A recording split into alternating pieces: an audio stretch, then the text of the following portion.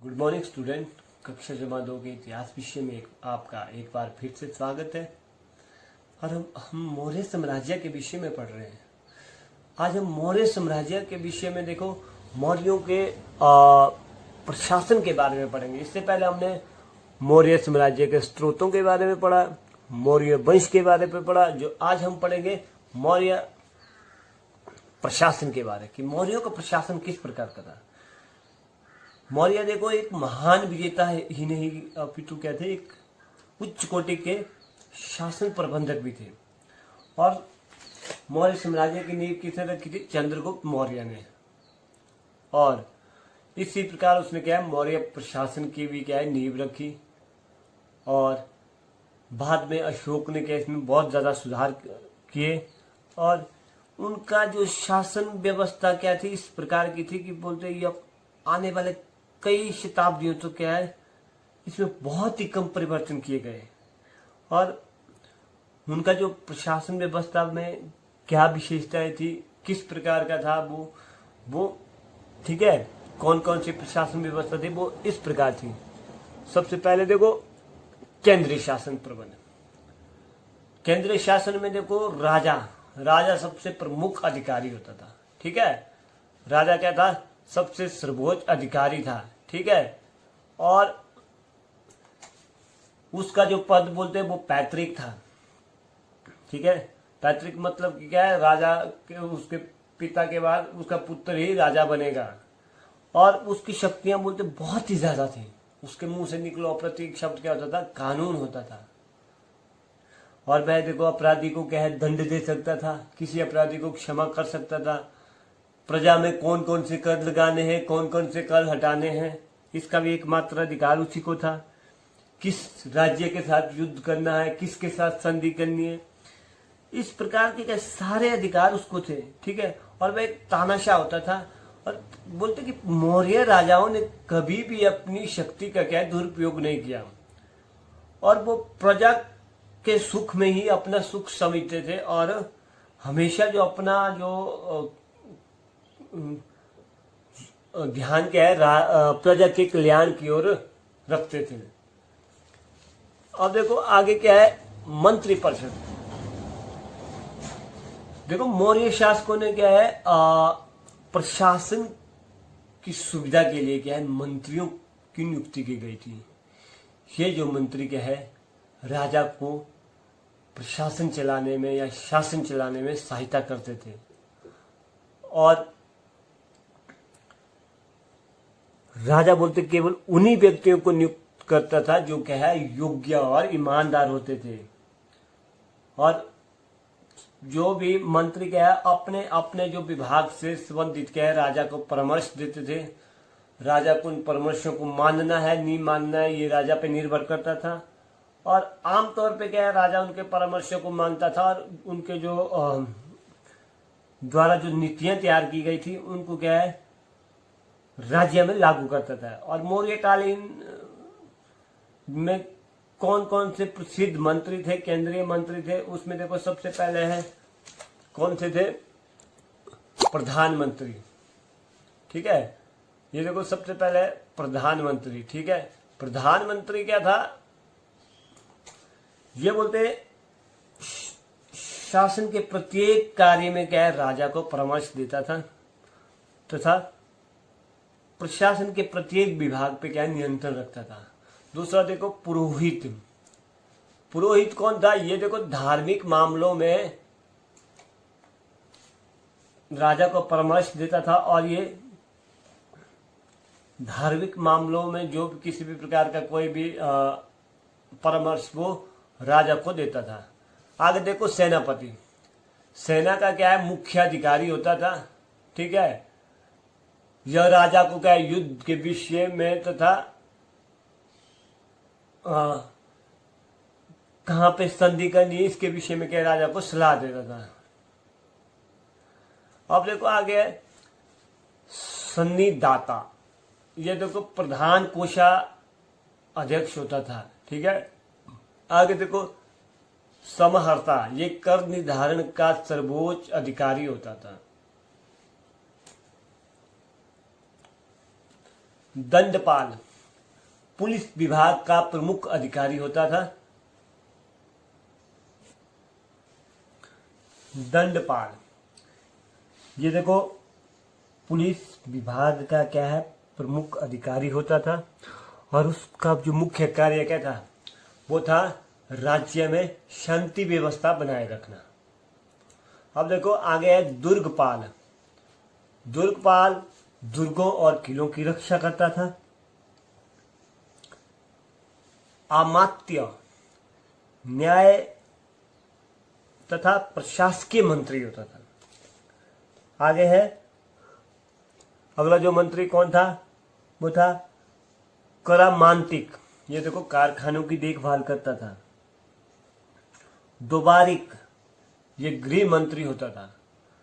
और मौर्य काल के जो ये प्रमुख प्रसिद्ध मंत्री हुआ करते थे, और जो इन मंत्रियों को क्या कहा जाता था, जो मौर्य काल में जो उत्तम कोटि के मंत्रियों को क्या कहा जाता था, इनको तीर्थ कहा जाता था और इनको बोलते नगद वेतन दिया जाता था।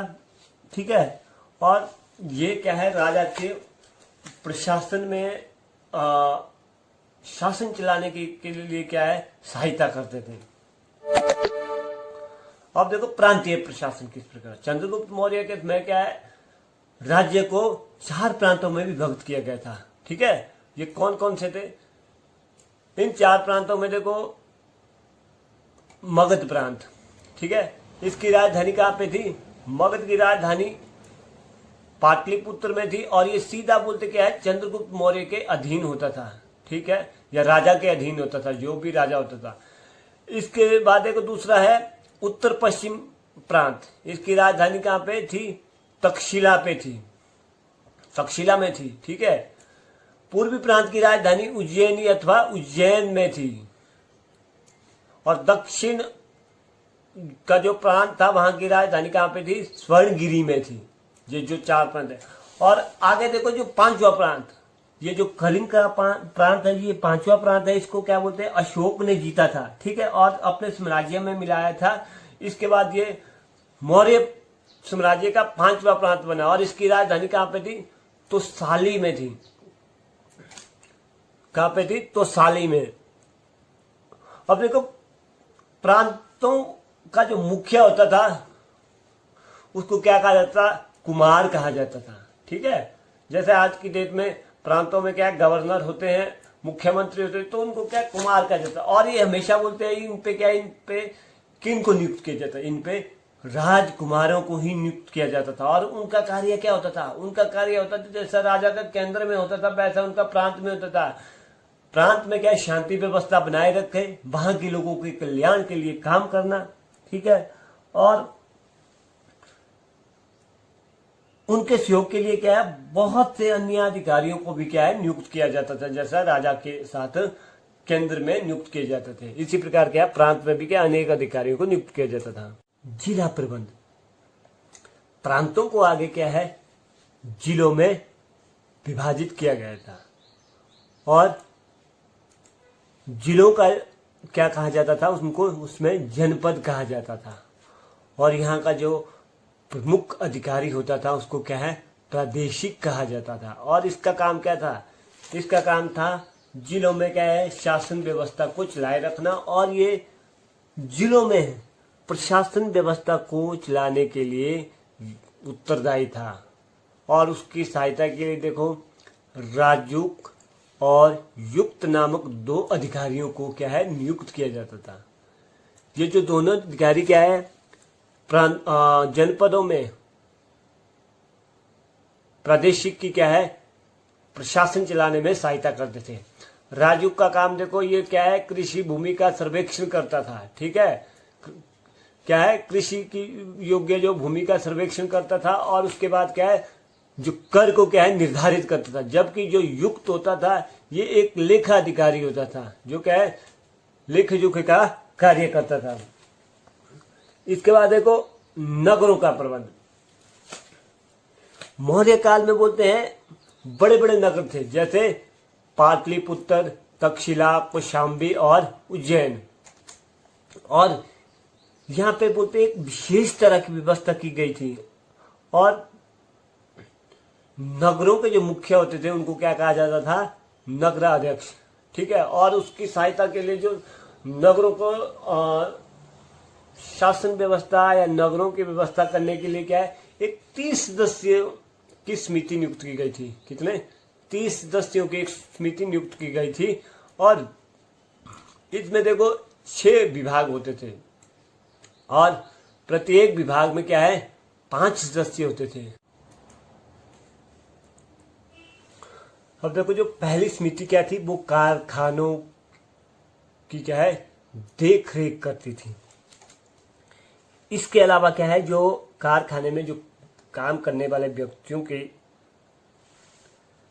जो वेतन को क्या है, निश्चित करती थी। और इसमें जो बनने वाली सामग्री की भी क्या है, वो देख रेख करती थी। दूसरी समिति का कार्य क्या था, जो भारत में निवास कर रहे अथवा जो व्यापार करने वाले जो दूसरे देशों के विदेशी है, उनके हितों की रक्षा करना।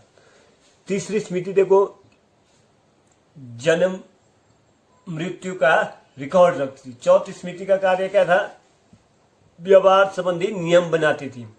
और पांचवी समिति देखो का कार्य क्या है, कारखानों में जो बनने वाली वस्तुओं का क्या है, निरीक्षण करना था। और जो छठी समिति थी वो क्या करती थी, वो जो बिक्री कर को इकट्ठे करती थी। और इसके अतिरिक्त बोलते ये जो सभी समितियां क्या है, जो मिलकर क्या है, नगर के क्या है, जो जैसे प्रसिद्ध भवन, बाजार, मंदिर और जो अन्य जो लोक कल्याण की जो संबंधित अनेक संस्थाओं की क्या है, व्यवस्था करती थी। और इस प्रकार के जो शासन प्रबंध को देख कर बोलते हुए विदेशी भी क्या है, अचंभित रह जाते थे। आगे है वित्तीय प्रबंधन। मौर्यों का वित्तीय प्रबंधन किस प्रकार का था? मौर्यों का वित्तीय प्रबंध बोलते बहुत ही अच्छा था, ठीक है। और जो राज्य की आय का क्या, साम्राज्य की आय का जो मुख्य स्रोत क्या था, वो था भूमि कर, ठीक है। सबसे जो मेन सोर्सेज क्या था, भूमि कर। और ये बोलते हैं उपज का क्या है, 1/6 से लेके क्या है 1/4 भाग तक लिया जाता था। और इसको क्या कहा जाता था, भाग कहा जाता था। और इसके अलावा बोलते मौर्यों ने क्या है, जो किसानों के लिए कृषि की व्यवस्था करने के लिए क्या है, अनेक सारी सुविधाएं दी, ठीक है। इसके अतिरिक्त देखो मौर्य काल में क्या है, कई जैसे व्यवसाय, वनों पर, खानों पर अमीर लोगों से चुंगी, जुर्माना, उपहार आदि से क्या है, धन इकट्ठे किया जाता था, जो क्या है राज्य की आय के लिए क्या है, एक मुख्य स्रोत हुआ करता था। और राज्य की आय को देखो राजा, मंत्री, सैनिक, कर्मचारी, सिंचाई, दान, सड़क, जन कल्याण, अस्पताल जैसे अनेक कार्यों पे क्या है, धन को व्यय किया जाता था। न्याय प्रबंध देखो, बोलते मौर्य जो शासक बोलते बहुत ही न्यायप्रिय थे। और ये क्या है, स्वयं विभिन्न साम्राज्य के या राज्य के भिन्न भिन्न स्थानों पे भ्रमण करते थे और लोगों के जो दुख दर्दों को दूर करने के लिए क्या है, हमेशा तत्पर रहते थे। कोई भी व्यक्ति बोलते हैं अगर किसी को क्या है संतोषजनक न्याय ना मिले तो वह क्या है, सीधा राजा के पास अपील कर सकता था। जैसे कि आज की डेट में अगर मान लो किसी को न्याय नहीं मिला सेशन कोर्ट में, तो वो क्या है हाई कोर्ट में जा सकता, हाई कोर्ट में नहीं मिले तो सुप्रीम कोर्ट में। तो उस तरह का जो आज का जो सुप्रीम कोर्ट है, वो उसमें क्या था, राजा था, ठीक है। वह देखो अपराधियों को क्या है, कठोर से कठोर दंड दे सकता था या उनके दंडों को माफ कर सकता था, मृत्यु दंड दे सकता था, ठीक है। और उसमें बोलते कानून व्यवस्था इतनी अच्छी थी कि अपराध जैसी घटनाएं बहुत ही कम होती थी। और लोग बोलते सामान्यतः क्या अपने घरों को क्या खुला तक छोड़ देते थे। गुप्तचर प्रबंध देखो, जो मौर्यों शासकों की जो सफलता का आधार क्या था, वो था सबसे उत्तम क्वालिटी का क्या है, गुप्तचर प्रबंध, ठीक है। और इनके जो गुप्तचर क्या बोलते थे, इन्होंने जो गुप्तचरों का विचार देखो पूरे साम्राज्य में फैला दिया था। हर जगह इनके गुप्तचर होते थे। और ये देखो राजकुमार सरकारी अधिकारियों तथा जो जनता की गतिविधियों को क्या है राजा को सूचना देते थे। और इसके अलावा क्या बोलते जो साधारण जनता पे भी क्या है नजर रखते थे। गुप्तचर भी बोलते दो प्रकार के होते थे। एक देखो संस्था गुप्तचर, जो क्या है एक स्थान पे रहते थे, ठीक है, उनको क्या कहा जाता था संस्था, ठीक है, जैसे एक स्थान पे ही रहते थे और वहां की जो गतिविधियों पे निगरानी रखते थे। दूसरे देखो संचार, संचार का मतलब क्या है, ये एक स्थान से दूसरे स्थान पे घूमते रहते थे, ठीक है, और इनको क्या कहा जाता था, संचार कहा जाता था। मौर्य काल में क्या बोलते थे, गुप्तचरों के ऊपर भी क्या गुप्तचरों के रखे होते थे जो क्या है इनकी निगरानी करते थे, और जो गुप्तचर बोलते अच्छे से कार्य करते उनको इनाम दिया जाता था, और जो अच्छे से कार्य नहीं किए करते थे उनको क्या है दंड दिया जाता था। और गुप्तचर विभाग में देखो महिलाओं की नियुक्ति भी की जाती थी, और वे जानकारी इकट्ठे करने में बोलते पुरुषों के मुकाबले क्या है महिला अधिक उपयोगी साबित होती थी। अब आ गया सैनिक प्रबंध। मौर्य काल में जो सैनिक प्रबंध किस प्रकार का था, ठीक है, देखो मौर्य राजाओं ने अपने साम्राज्य का विस्तार करने तथा विदेशियों से सुरक्षा करने के लिए एक महान सेना रखी हुई थी, ठीक है, और इसका क्या प्रबंध करने के लिए क्या है इन्होंने एक विशेष प्रकार की व्यवस्था बनाई थी। और बोलते चंद्रगुप्त मौर्य के पास बोलते 6,90,000 की सेना थी, और उसमें देखो पैदल सैनिक थे, घुड़सवार सेना थी, रथ सेना थी और हाथी सेना थी। सैनिकों को क्या है बहुत ही अच्छा वेतन दिया जाता था, और एक जो वेल ट्रेंड मतलब प्रशिक्षित सैनिक को 500 पण और सेनापति को क्या बोलते 48,000 पण दिया जाता था। सेना का प्रबंध के लिए देखो 30 सदस्यों की एक समिति गठित की गई थी, और यह समिति देखो आगे 6 उप समितियों में बंटी हुई थी, और इसके आगे क्या है 5 भाग होते थे, ठीक है। इसमें देखो सबसे पहले क्या थी पैदल सेना, ठीक है, ये पैदल सेना। दूसरी देखो घुड़सवार सेना, तीसरी जल सेना, चौथी रथ सेना, पांचवी हाथी सेना, और छठी जो समिति क्या थी वो सेना के आने जाने का प्रबंध करती थी, और युद्ध की सामग्री की व्यवस्था करती थी या खाने पीने की व्यवस्था करती थी। तो इस प्रकार क्या है ये छठी समिति थी। और जो युद्ध में क्या है वीरता दिखाने वाले सैनिकों को राजा क्या है इनाम देता था। और इस प्रकार क्या है हम देखते हैं कि मौर्यों का जो शासन क्या है एक उच्च कोटि का प्रशासन था, ठीक है। और भारत में बोलते इससे पहले किसी भी ऐसे साम्राज्य की नींव नहीं रखी या ऐसे प्रशासनिक व्यवस्था की नींव नहीं रखी जो कि क्या है मौर्यों ने अपने समय में रखी। तो आप देखो पैदल सेना की व्यवस्था करती थी, दूसरी हो गई घुड़सवार सेना की, तीसरी हो गई जल सेना, चौथी देखो रथों की व्यवस्था करती थी, पांचवी हाथियों की व्यवस्था करती थी, छठी जो क्या है आने जाने का प्रबंध करती थी। और युद्ध क्षेत्र में देखो सैनिकों की सुविधाओं का क्या पूरा ध्यान रखा जाता था। इनके जो मुख्य शस्त्र देखो तीर कमान, तलवारें, त्रिशूल, ढाल और भाले आदि होते थे। और युद्ध में जो वीरता दिखाता था सैनिक उसको क्या विशेष तरह का पुरस्कार दिया जाता था। तो इस प्रकार देखते कि मौर्यों का जो प्रशासन किस प्रकार का था, एक उत्तम कोटि का प्रशासन व्यवस्था थी जिसकी नींव मौर्यों ने भारत में रखी। और आने वाले समय में क्या है इसको काफी समय तक इसको बिना कोई परिवर्तन किए ही लागू किया गया।